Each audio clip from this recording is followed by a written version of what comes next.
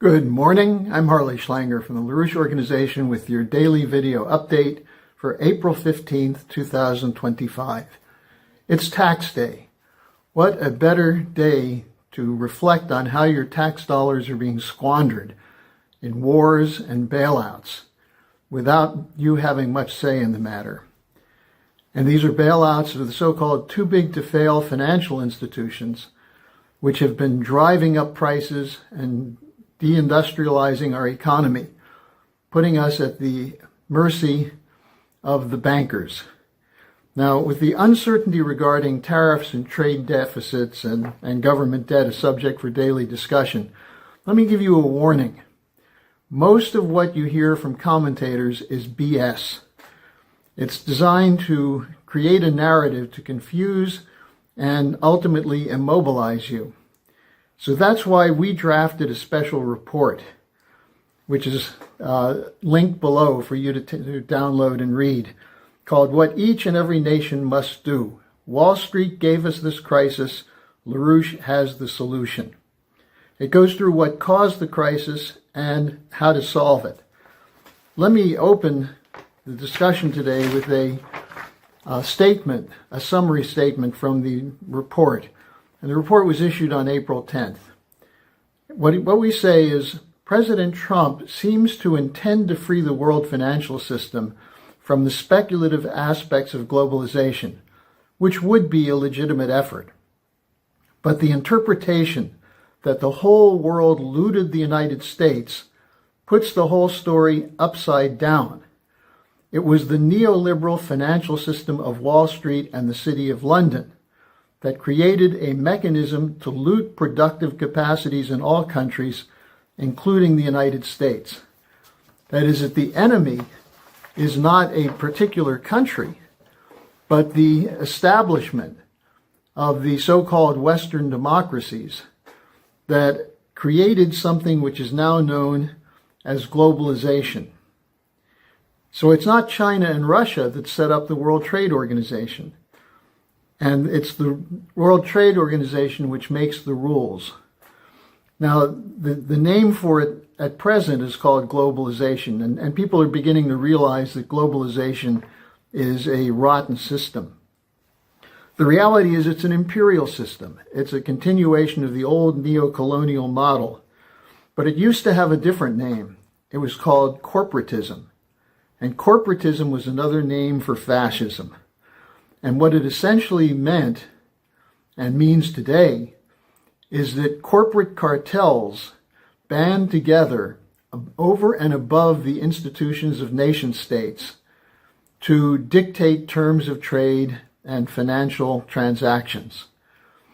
What that means is that your Congress is meaningless. Your Parliament does nothing, as we can see from the policies of the European Union in particular and the U.S. Congress. They do what they're told by the banks and corporations, whether it's tax policy, trade policy, industrial policy. They're in line with the system of imperial looting. And they sell it to you by saying this is for the good of the United States. And when there are problems, they say it's other countries that are cheating, that are being unfair. But you have to go back to 1971 to see how this started. And that was when we stopped backing the dollar with a gold reserve system, which led to eventually a speculative system of floating exchange rates, which was a paradise for speculators. In 1976, there was the Trilateral Commission Project 1980s, which put Jimmy Carter in the White House to carry out the policies of Paul Volcker and Zbigniew Brzezinski. What was called for them in the 1980s project, controlled disintegration. And that's what we have, which today some people call globalization. Now, the theory of it was that we can lower the costs for the consumers in the United States by outsourcing, taking advantage of cheap labor from other countries. And many of these other countries, which were poor and desperate, welcomed U.S. corporations to come in and pay 10 cents on the dollar of what they would pay in the United States and establish global supply chains. And that gave you, in the United States and Europe, in the short term, cheaper goods, consumer goods, at the expense of your own industrial productive capabilities. They used environmentalism, quack science, to carry out de-industrialization. They used financialization to move funds around to make profits for the speculators. They used militarization, wars, both to fund the corporate cartels, but also to launch wars to protect the system. And they used censorship and disinformation to keep people passive. Now, the problem today is there's not enough loot to cover a bailout of $2 quadrillion in gambling bets, the derivatives markets, which are put on the books of corporations and banks and insurance companies and financial institutions, worthless financial instruments. But if they're not backed up by something, the whole system collapses. So what are they backed up with? They're backed up by the labor of people around the world who are underpaid and overworked so that they can keep the system of indebtedness going. But how long can you do that? With the United States approaching $37 trillion in debt, with the global debt somewhere over $100 trillion, on top of that, the responsibility or the book value of derivatives, the nominal value over $2 quadrillion, how do you cover that? If you create more debt, it just becomes worse in the future. So that's the problem that they have today.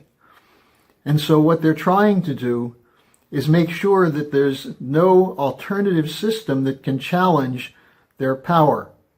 And that's why they attack the BRICS. That's why they attack China. That's why they attack Russia. That's why they want wars in Southwest Asia and the Middle East. And they're doing this by funding a rearmament campaign in Europe and the United States to give them the military power to keep this system alive. That's what the fight is about.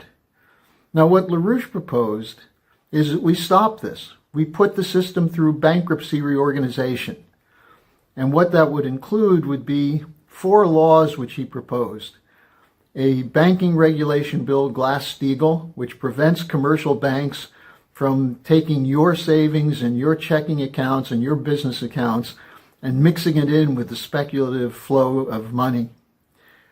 He proposed, number 2, go to an American system of Hamiltonian credit, where the government issues credit that goes directly to physical economic activity, so that instead of bailing out worthless debt, we're putting the credit to work to add value to the physical product of the economy.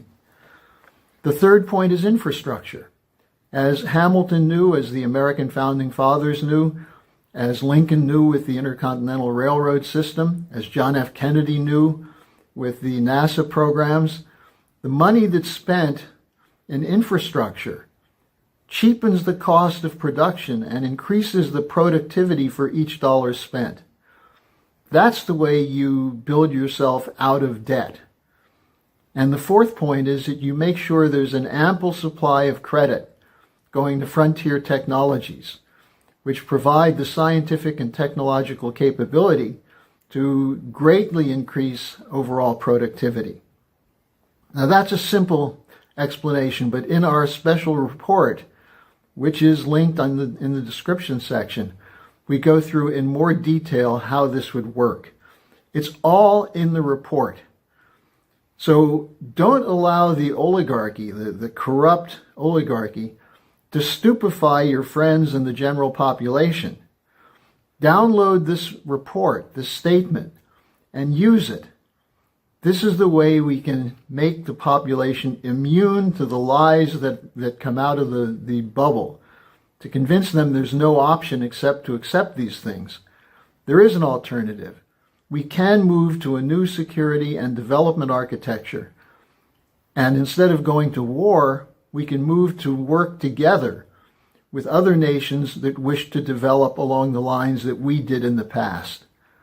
That's the alternative to the craziness that's been unleashed in the last 30 years in the United States and Europe.